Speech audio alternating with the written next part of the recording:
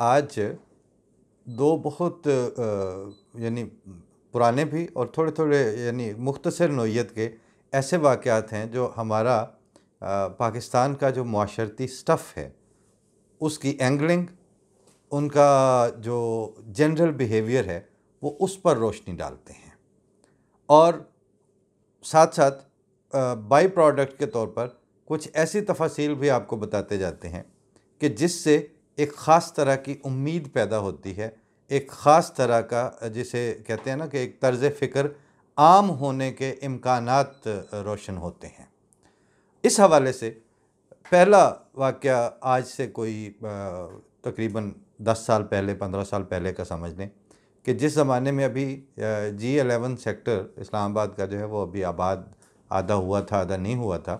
तो एक दोस्त हमारे वहाँ इस्लामाबाद के करीब के किसी कॉलेज में ट्रांसफ़र होके आए एज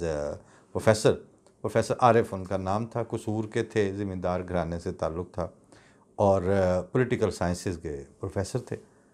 और एक अच्छा विजन रखने वाले भी और पढ़ने का ज़ौक़ रखने वाले भी थे।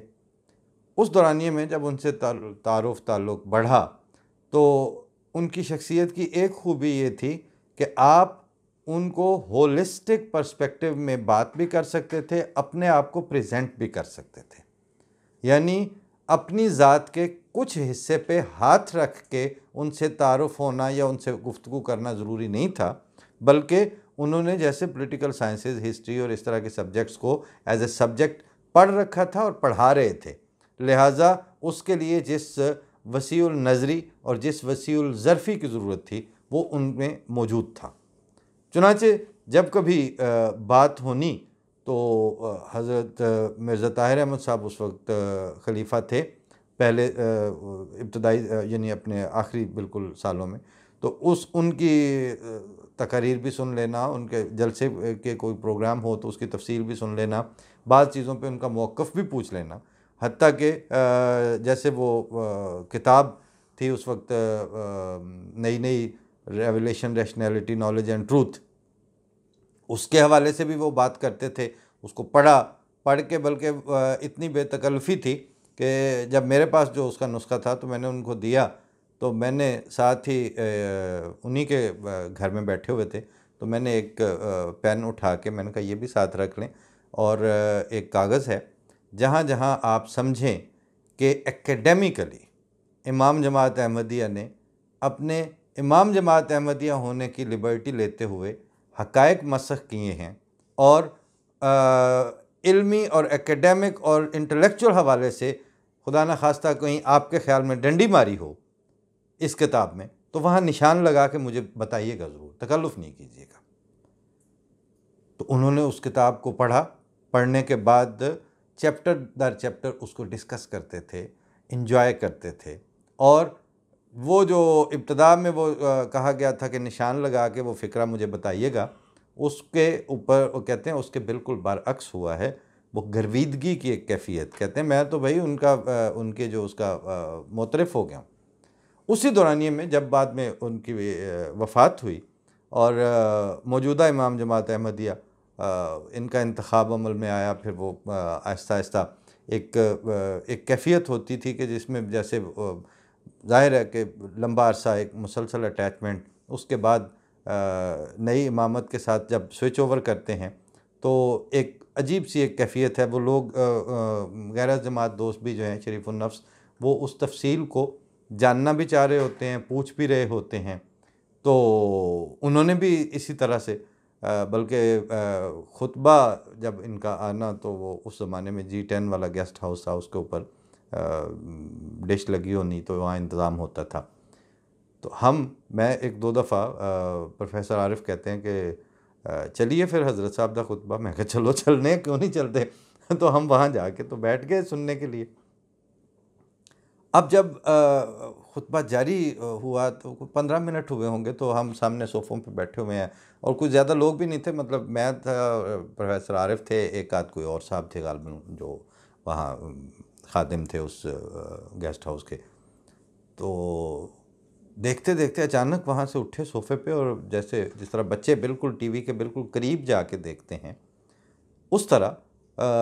जाके, तो जहाँ टीवी पड़ा हुआ था उसके करीब जाके ऐसे झुक के थोड़ा सा देख के, थोड़ी देर के बाद बड़े मसरूर और खुश चेहरे के साथ वापस आके बैठ गए।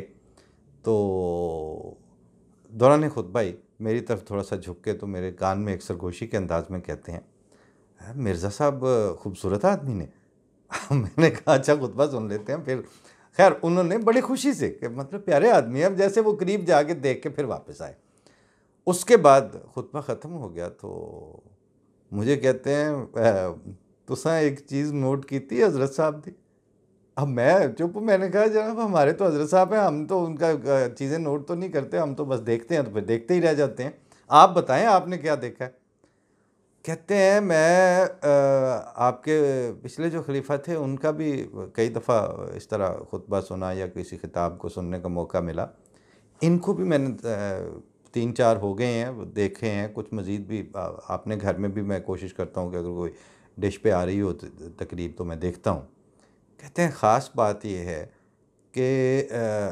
मिर्ज़ा साहब यानी हज़रत साहब मौजूदा इमाम जमात अहमदिया भी, आपके जो खलीफा होते हैं वो गुफ्तगू करते वक्त मैं देखता हूँ कि डाइस पे ऐसे हाथ रख के बात शुरू करते हैं और घंटे भर की गुफ्तगू के दौरान हाथ उठाते ही नहीं हैं वो डाइस के ऊपर से। मतलब जैसे उन्होंने बाकी उलमा या अपने जो मजहबी सरबराह हैं वो कहते हैं वो तो ऐसे लगता है कि पता नहीं माइक फेंक देंगे, क्या कर देंगे, क्या उनको, यानी इतना ऊंची बोलते हैं और ऐसे वो अपना हाथ चला चला के कहते हैं कि ये बिल्कुल हाथ अपनी जगह से हिलाते तक नहीं है, और अपनी जिस टोन में बात शुरू करते हैं उसी टोन में बात ख़त्म कर देते हैं। तो कहते हैं कि मैंने यही समझा है कि इमाम जमात अहमदिया को पूरा पता और पूरा इरफान और पूरा यकीन होता है कि जो बात वो फरमा रहे हैं वो बात उसी तरह सुनी जा रही है, और उनकी सिर्फ लब कुशाई ही काफ़ी है। उसके बाद उनको लहजे की ताकीद करना, हाथ उठा उठा के बॉडी लैंग्वेज से लोगों की तवज्जो हासिल करने की ज़रूरत नहीं होती। अरसा दराज के बाद एक दिन उनको कोई होम्योपैथिक का अपने भतीजे या किसी के चेकअप के लिए वहाँ आना था, तो मुझे फ़ोन करके कहते हैं कि हमने वहाँ जाना है, रब्वा जाना है। मैंने कहा ज़रूर चलें। अच्छा वहाँ फिर उनका वही तासुर था कि कहते हैं कि मैं तो आपके आने से पहले ही, आपसे मुलाकात से पहले ही हो आया, चक्कर लगा के आ गया ना, वो तो हमें तो किसी ने नहीं पूछा कि आप किधर से आए हैं, क्यों आए हैं, कैसा है। जो सुना हुआ था कि जी वो बड़ा एयर टाइट किस्म का और आयरन कर्टन किस्म का शहर है, ऐसा तो कुछ नहीं है। मैंने कहा जनाब यही फ़र्क है कि जो आप सुनते रहते हैं, जब आप जाते हैं, जब आपका वास्ता पड़ता है, आप ताल्लुक़ रखते हैं, तो आपको हमारी सच्चाई का इल्म तो बाद में होता है, अपने आइम्मा और अपने उलमा और आपके अपने जो साहिबान मेंबर हैं उनके झूठ का इल्म आपको पहले होता है। और आप हमारे तालीमात की अट्रैक्शन या हमारी मोहब्बत में तो क्या गिरफ़्तार होंगे, आप पहले अपने उलमा की उस गलत बयानी और बुग़्ज़ और इनाद के ऊपर बुनियाद रखने वाली झूठ पर मबनी जो इन्फॉर्मेशन है, आप उनको रिपेल करते हैं, आप उसको धक्के देते और धुतकारते हैं। ये वजह है कि वहाँ से ऐसे एटिकेट्स और ऐसे तरीक़े मुतारफ़ करवाए जाते हैं, इस तरह की फ़िक़ही मसाइल ढूंढ के लाए जाते हैं कि जो इनके साथ खाता पीता है, जो इनसे सलाम लेता है, जो इनसे मिलता है, जो इनके यहाँ आता जाता है, तो उससे गुंबद खिज़रा में आज़ सल्लल्लाहु अलैहि वसल्लम की रूह मुज़तरब होती है। आज़ सल्लल्लाहु अलैहि वसल्लम की रूह बिल्कुल मुज़तरब नहीं होती। असल में इनको अपने बोले हुए झूठ के फाश होने और उसके सामने आ जाने का खौफ तारी रहता है, क्योंकि उसकी उम्र कोई नहीं होती। दीवाना है एक